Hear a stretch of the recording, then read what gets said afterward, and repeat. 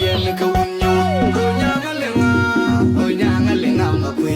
ya kuja pe ngi na le manu kurje mande na tol ko ria pan jomul ka ma charga ngalim to fakal nam ka ba ko ke ke jor ti nya yo yom nya ngalenga makwe ya kuja pe ngi na le manu kurje mande na tol ko ria pan jomul ka ma charga ngalim to fakal nam ka ba ko ke ke jor ti nya yo yom nya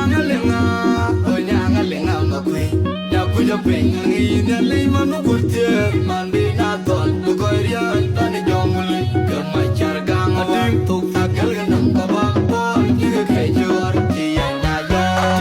tin waraga ya julio agar kanyen ni agar ka pe agar ka tin to waraga ya